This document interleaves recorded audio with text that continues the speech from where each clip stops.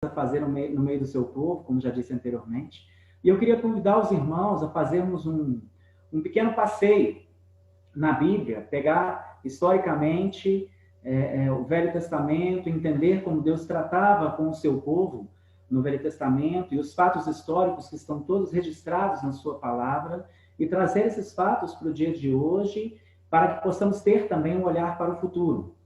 Um olhar para o futuro. Utilizarei aqui como versão a palavra de Deus a NVI. Então, se os irmãos tiverem disponibilidade e quiserem acompanhar, nós podemos caminhar juntos aí, ok?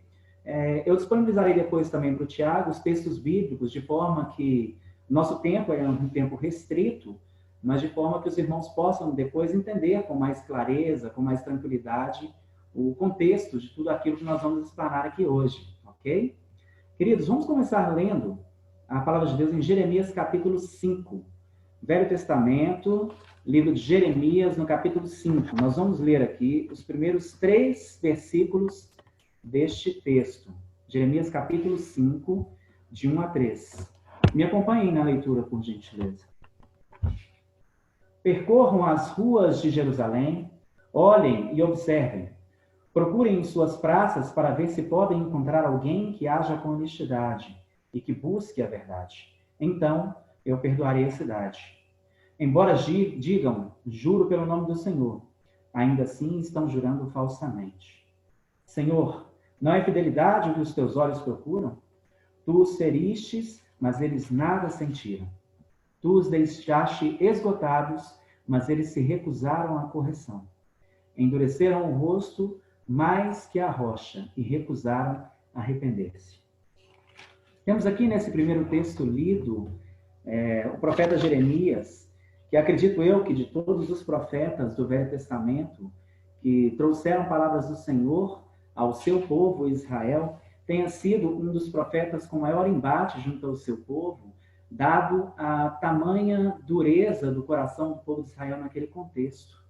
E nós vemos aqui Jeremias capítulo 5, dando seguimento ao seu discurso, dando seguimento à proclamação da palavra do Senhor junto ao povo, dizendo algo muito interessante, algo que seria muito tranquilo de ser assimilado se Jeremias, como profeta de Deus, estivesse falando a outros povos, que não a nação de Israel. Mas no capítulo 5, versículo 1, Jeremias dá continuidade ao seu discurso, dizendo: percorram vocês as ruas de Jerusalém. Olhem e observem e procurem nas ruas de Jerusalém, procurem no meio do seu povo, procurem nas suas praças para encontrar alguém que haja com honestidade, encontrar alguém que busque a verdade para que eu perdoe essa cidade. Não se tratava, irmãos, de um profeta dizendo em relação a uma nação que não conhecia ao Senhor.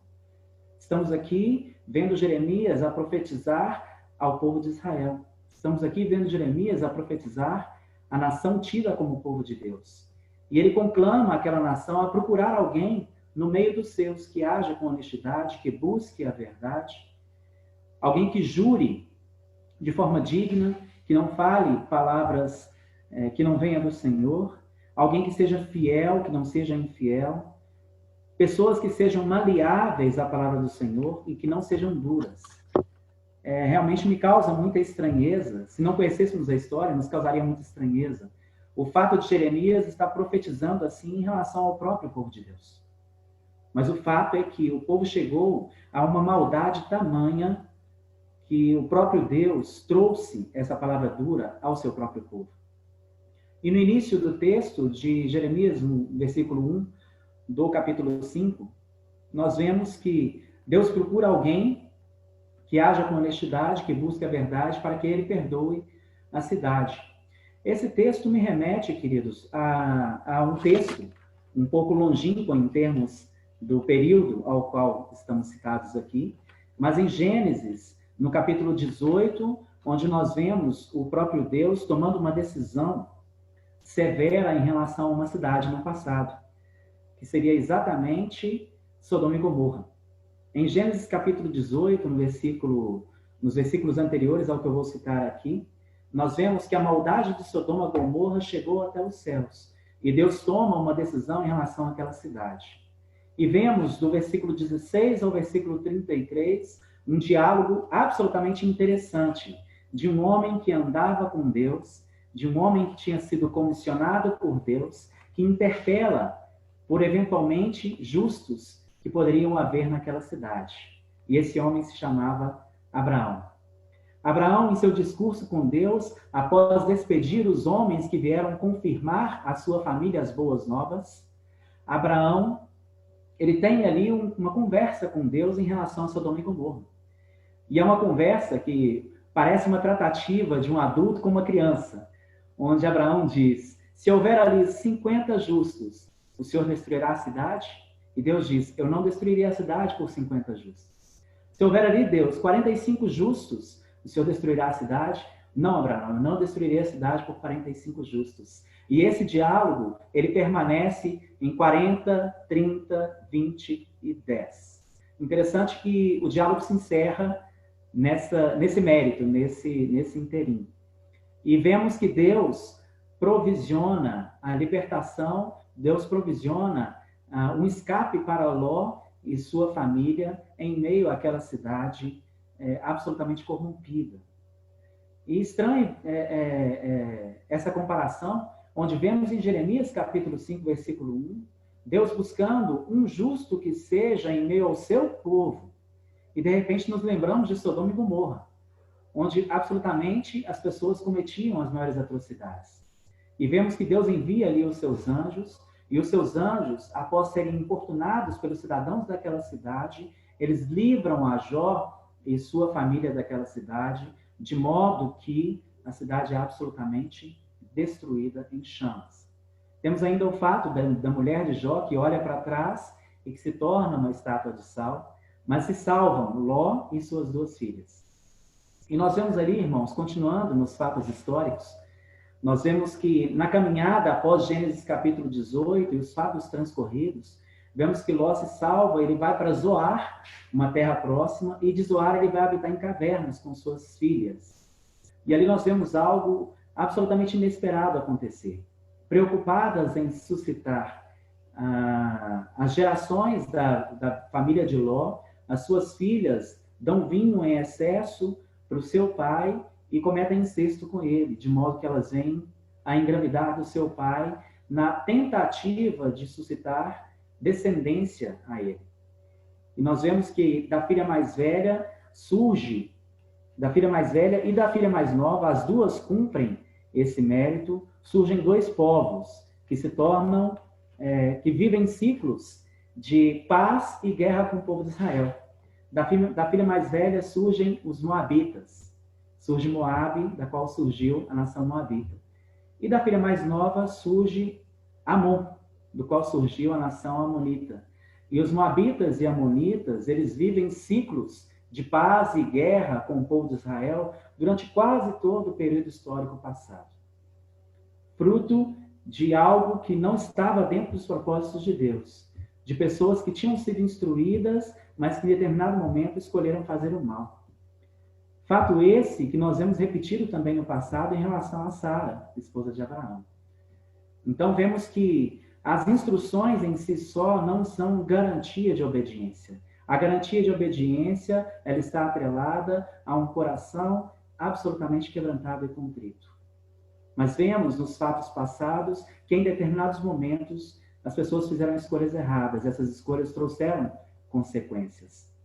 Interessante dizer também que nesse contexto histórico, em vários momentos, o próprio povo de Israel se envolveu os homens de Israel se envolveram com mulheres amonitas, se envolveram com mulheres moabitas, e isso foi severamente castigado por Deus, porque havia uma determinação para que o povo dele não se envolvesse com outras nações. O envolvimento, ele era tal ao ponto daqueles homens, em determinados momentos históricos, passarem a servir os deuses moabitas e os deuses amonitas.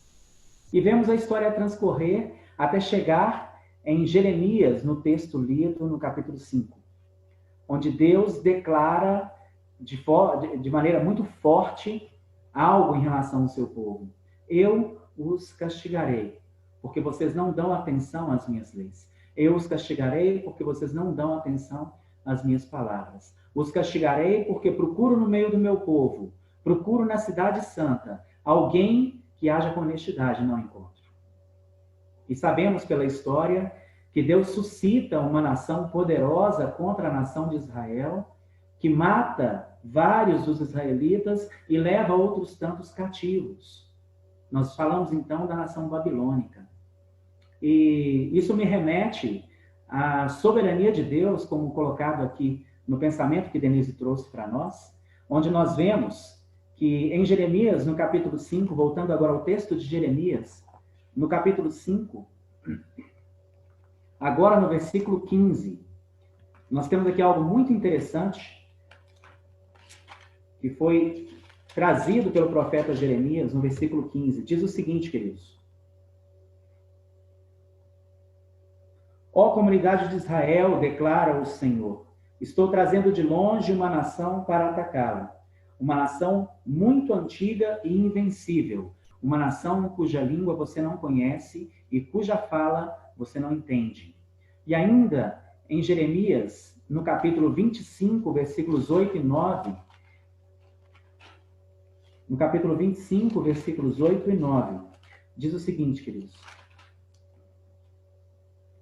Porquanto assim diz o Senhor dos Exércitos, visto que vocês não ouviram as minhas palavras, convocarei todos os povos do norte e o meu servo Nabucodonosor, rei da Babilônia, declara o Senhor.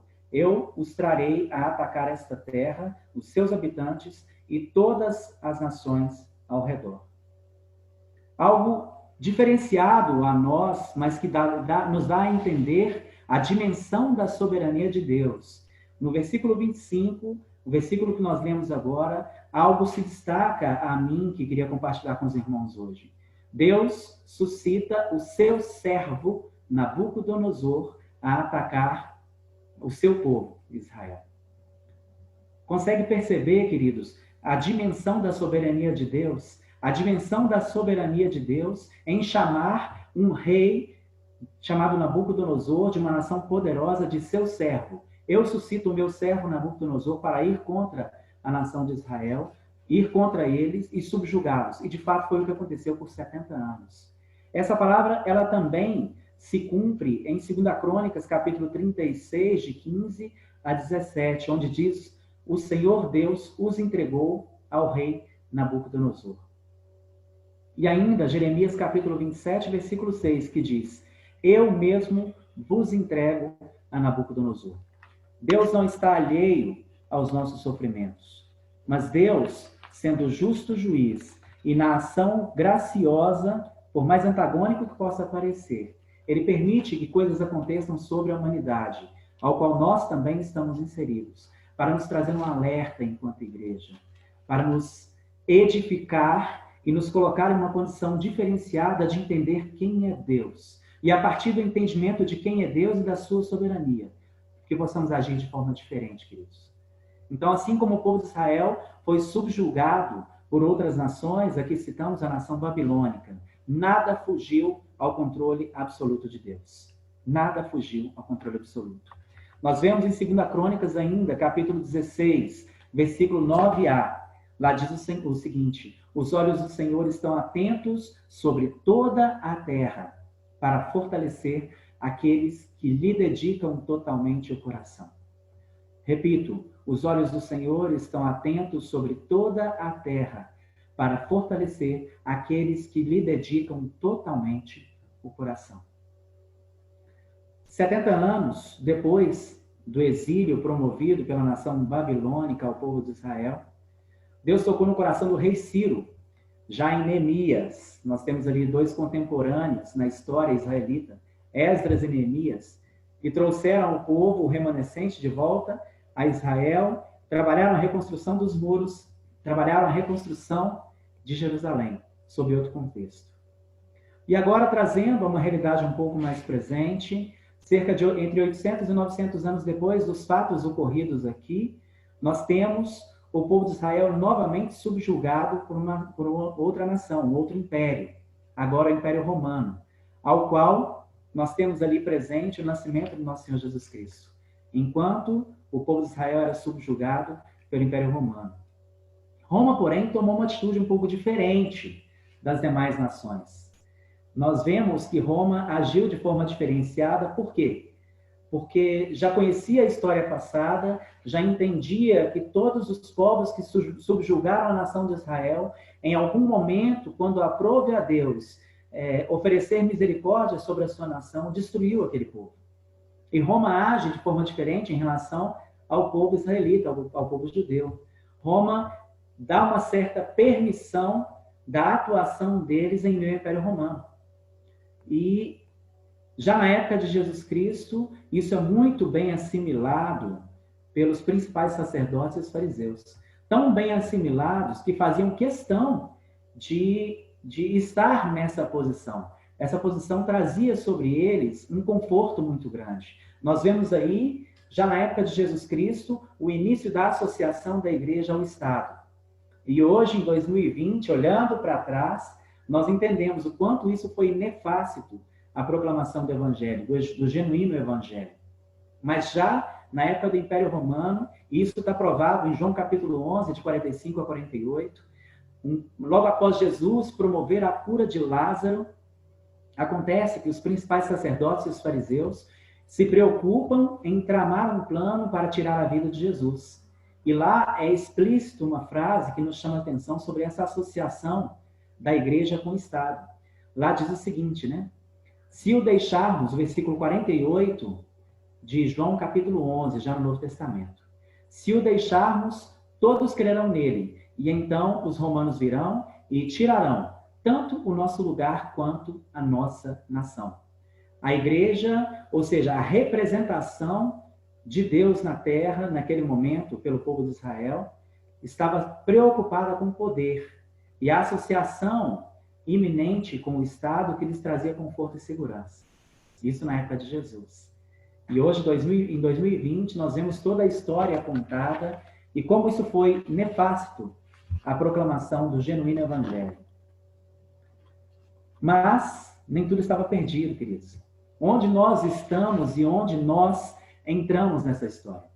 Vemos em Mateus capítulo 16, de 13 a 19, onde Jesus pergunta aos seus discípulos: quem dizem que eu sou?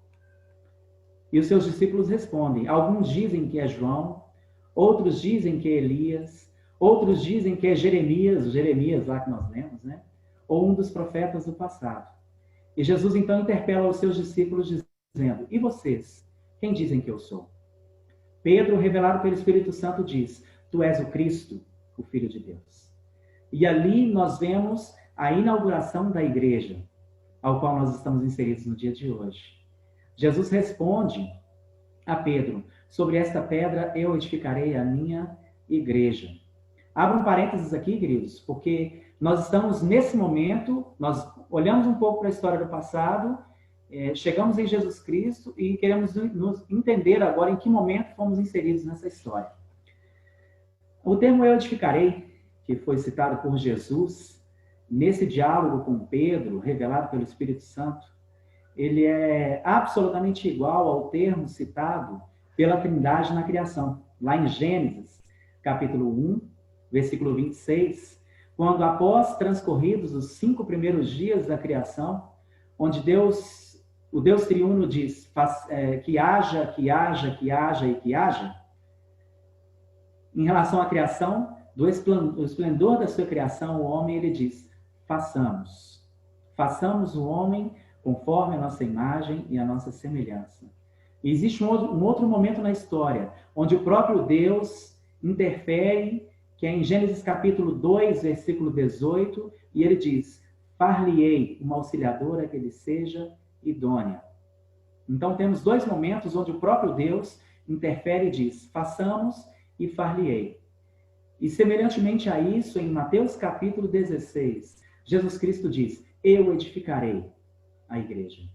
O termo eu edificarei, ele tem exatamente o mesmo sentido de façamos e far-lhe-ei. Ou seja, é Deus intervindo na história, promovendo algo diferente. Naquele momento, Jesus Cristo diz: eu edificarei a igreja e as portas do inferno não prevalecerão contra ela. Nesse momento, cumpre-se João capítulo 1, versículos 11 e 12, a todos aqueles que se põem numa condição de crer em Jesus Cristo, onde diz: veio para o que eram seus, mas os seus não o receberam, mas a todos quanto receberam, deu-lhes o poder de serem feitos filhos de Deus. Nesse momento, todos os que creem em Jesus tornam-se parte integrante da sua igreja, tornam-se parte integrante desse projeto maravilhoso ao qual nós estamos inseridos. Façamos, farei, edificarei, tem o mesmo sentido. E onde nós estamos inseridos nesse contexto histórico. Ao criar a sua igreja, Deus, em Jesus, de forma maravilhosa, nos enxerta na videira. E hoje estamos enxertados na videira, sendo um em Cristo Jesus através da sua igreja. Continuando, queridos, essa breve explanação. Em Lucas capítulo 17, versículos 20 a 27, Jesus é questionado sobre quando viria o reino de Deus. E esse afirma que o reino de Deus está entre vós.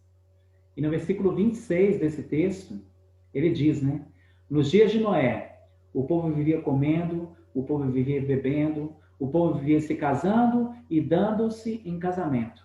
Até que Noé entrou na arca, Deus fechou as portas e veio o dilúvio. E ainda cita o texto que nós contemplamos um pouco atrás agora, no versículo 28 de Lucas 17. Nos dias de Ló, o povo comia e bebia. O povo comprava e vendia. O povo plantava e construía. Até que Ló saiu de Sodoma e choveu fogo e enxofre do céu e destruiu a todos. Então ele termina dizendo: acontecerá exatamente assim na volta do Filho do Homem, quando este for revelado. Queridos, a palavra que deixo a nós hoje, Igreja Cristã no Brasil, Igreja Cristã em Portugal, Estados Unidos, ou todos quantos estão representados aqui hoje, é que a igreja está distraída, vivendo para Deus somente com o que sobra do tempo. Se tem algo que Deus nos proporcionou nesse período agora de confinamento, nesse período agora de Covid-19, é tempo. Algo que há muitos, vários de nós, falo por mim, não tinha. Mas Deus, aprove a Deus, nos enclausurar nesse momento e nos dar tempo. E que esse tempo sirva de reflexão às nossas vidas enquanto Igreja de Cristo, enquanto enxertados na videira, enquanto participantes do projeto maravilhoso de salvação da humanidade. Que não estejamos distraídos, vivendo somente com o que sobra do nosso tempo para o nosso Deus. A igreja ela foi criada, como já disse aqui, por manifestação do próprio Deus em intervenção única do Eterno, quebrando a inimizade que havia no pecado e criando para si um povo absolutamente especial, que somos nós, Igreja de Cristo. Se tem alguém que passou por um momento de separação, e foi para nós hoje a separação mais significativa que temos, o momento de afastamento social mais significativo da nossa história como cristãos, é Jesus Cristo na cruz, onde ele diz: Deus meu, por que me desamparaste? Naquele momento ele carregava sobre si os pecados de toda a humanidade, dentre eles os meus e os seus, para nos trazer a sermos povo dele, sermos representantes e embaixadores de Cristo aqui na Terra. Precisamos, queridos, voltar a sonhar com o céu. Precisamos, queridos, ter em nossos olhos, agora nós estamos vivendo o presente, nós olhamos para o passado, olhamos para Jesus Cristo, olhamos para o dia de hoje e vamos olhar para o futuro. Qual é o nosso futuro? Enquanto cidadãos do céu. O nosso futuro é morar com Deus na eternidade. O nosso futuro, o futuro a nós reservados, aqueles que já creram em Cristo, é absolutamente maravilhoso. E o nosso foco deve ser levar o máximo de pessoas ao conhecimento da verdade. Trazer conosco, nessa caminhada rumo aos céus, a maior quantidade possível de pessoas. Não podemos mais nos distrair. Precisamos entender que esse momento na história pelo qual estamos passando, igual a Denise falou aqui, nenhum de nós presentes nessa conferência aqui hoje teve a oportunidade de passar por isso, nem os mais anciãos. Então temos uma oportunidade única em Deus de refletir sobre nossas ações, de refletir sobre o nosso testemunho e trazer ao máximo as pessoas ao conhecimento da verdade. 1 Pedro capítulo 3, versículo 10 a versículo 18. nos mostra que em pouquíssimo tempo, tudo que nós vemos, tudo que nós temos como material real na humanidade irá acabar. E isso está separado para o fogo. E isso está separado para o inferno. Mas nós vemos em Apocalipse, capítulo 21, de 22 a 25, determinado a João, escreve isso porque essas palavras são verdadeiras. Nos está determinado, queridos do céu. Não podemos viver mais acostumados com este mundo. Não podemos viver mais sem sonhar com o céu que nos está destinado. E a partir de sonhar com o céu e ter essa visão incorporada às nossas vidas de forma definitiva, conduzir mais e mais pessoas à salvação em Cristo Jesus. Jeremias capítulo 9, versículo 26, para terminar, lá diz o seguinte: vem chegando os dias, declara o Senhor, em que castigarei todos os que são circuncidados apenas no corpo, como também o Egito, Judá, Edom, Amon, Moabe e todos os que rapam a cabeça e vivem no deserto, porque todas essas nações são incircuncisas e a comunidade de Israel tem o coração obstinado. Que não sejamos como Israel. Nós somos absolutamente responsáveis por nossas ações diante de Deus, pois temos toda a Escritura, temos toda a revelação através da sua palavra. Somos indesculpáveis, queridos. Mas temos diante de nós uma oportunidade imensa de nos apropriar das verdades da palavra de Deus e nos apropriar da posição que temos em Cristo enquanto igreja. Que saibamos aproveitar essa oportunidade que temos, o valor de pertencer à igreja de Cristo, e que isso seja uma verdade, uma realidade nas nossas vidas, que não sejamos como o povo de Israel naquele tempo, circuncidados apenas no corpo e não no coração. Então eu quero trazer essa mensagem às nossas vidas hoje, de encorajamento, para que sejamos diferentes, não que sejamos mudados pelo Covid-19, porque muitos dizem que o evento Covid-19 vai mudar as relações mundiais, mas que a partir deste evento ao qual estamos inseridos, sejamos absolutamente transformados pela ação do Espírito Santo nas nossas vidas. Que assim seja sobre nós, que possamos olhar para o passado, olhar para os ensinamentos de Cristo, olhar para a posição que temos nele, sendo participantes da igreja gloriosa e majestosa dele aqui na terra, e nos apropriar dessa condição. Nós somos o presente, nós somos a revelação de Deus em 2020, em meio a essa pandemia. Saibamos agir como circuncisos de coração, para a honra e glória do Senhor. Que Deus nos abençoe. Amém.